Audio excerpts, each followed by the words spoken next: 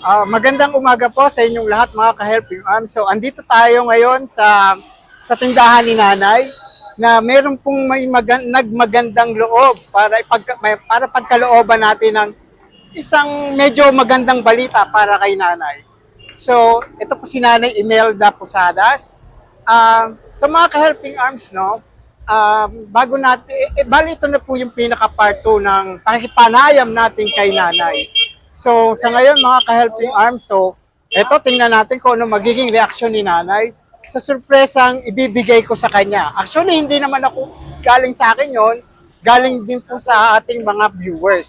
So, mga ka-helping arms, tara, kausapin na natin ulit si Nanay at tingnan natin kung ano magiging reaksyon niya sa surpresang ibibigay natin sa kanya. Ano yung mga ka-helping arms, no?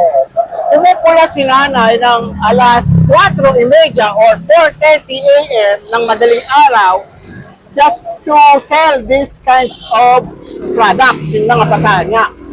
Tapos, and then, after that, around 11, no? Around 11 a.m., umuwi sila para asikasuhin naman yung kanyang asawa. Ano po? Para pakainin, ganyan. And then, babalik kayo ng anong oras? Alas 4 ng hapon. So, yun. From there, babalik naman siya ng alas 4 hanggang anong oras yun? Alas 9 ng gabi. Alas 9 ng gabi. Tapos, kikita ka lang Nanay ng 75 to 100 pesos. Oh my God! So, eto mga ka-helping arms, no? Kausapin na natin si Nanay. Okay. So, Nay, magandang umaga. Magandang umaga po, sir. Oh, yan. Nay, di ba kasi nung una kitang nakausap na, yun nga, gusto kitang i-picture sa, gusto kayo ron para kita tayo. Nung una kitang pinakiusap, Nay, pwede po ba kayong kasi ganito, ito yung tema ko kasi. Opo. So, ikwento nyo nga kung paano yung naging natin nun. Yung nangyari. Oo, sige. Ako po lubusang nagpapasalamat sa sir dahil dumating ka sa buhay ko na malaking tulong sa akin. Oo. Kaya, sobra-sobra talagang pasalamat ko sa inyo. Mhm.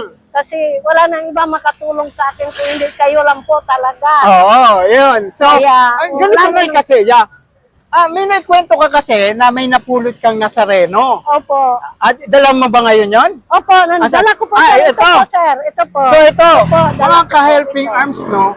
Ito yung napulot ni Nanay dito sa basurahan.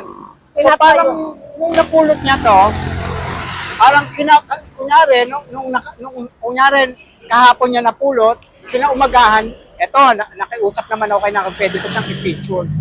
So from there, ayun na, parang sabi niya, anong sabi niyo, blessing ka? Anong sabi niyo? Opo. Ito. Blessing ka talaga at saka ito. Oo, ayun.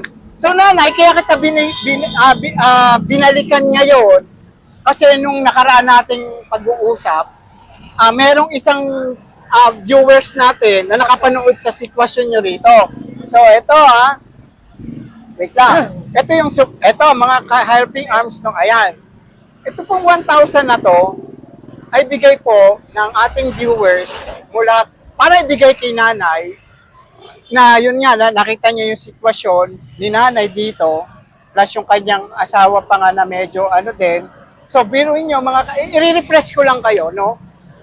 From 4 a.m., or let's say sabihin natin 4 a.m. to 5 a.m., nagsisimula na si Nanay na magtinda rito, then umuwi siya ng alas 11 ng umaga para asikasuhin naman niya yung asawa niya para pakainin. And then after that, babalik siya dito ng mga alas 3 ng hapon, then hanggang alas 9 na siya ng gabi.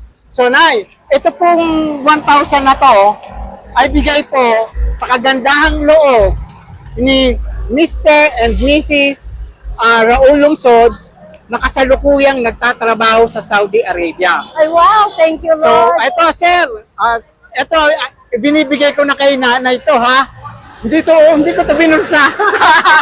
Okay. Thank you, sir. Oh, yan. So, Nay, tanggapin niyo yung 1,000. Opo. Then, sige, magpasalamat kayo sa nagbigay niya. Salamat, sir. Ano May masasabi pambili niyo? na ako ng paninda.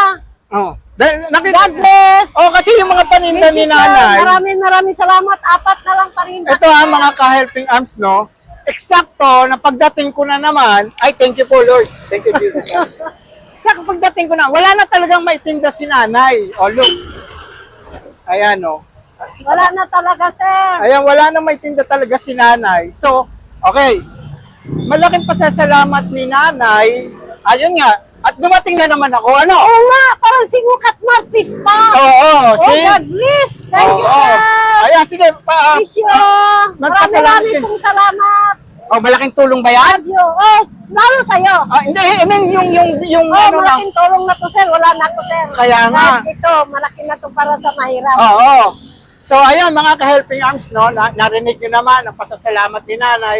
Ako rin, natutuwa kasi sa ganito kong gawain, merong mga ano ba yung sa puso, yung may kababaang loob na tumulong sa mga ganitong Sa sitwasyon. mga mahirap. Oo. So, ito naman talaga yung main purpose ng channel na to, na makatulong tayo sa ating kapwa kahit sa maliit na pamamaraan. So, mga ka-helping arms, maraming salamat po at sana patuloy niyo pong suportahan ang channel ng Our Helping Arms para naman na sa ganun po ay makatulong pa tayo sa mga kababayan natin na kumikita ng hindi sapat para sa pamilya. So, mga ka-helping arms, maraming salamat po and God bless us all. Thank you. Bye-bye. Nay, thank you. Thank you. Okay. Bye-bye. Salamat.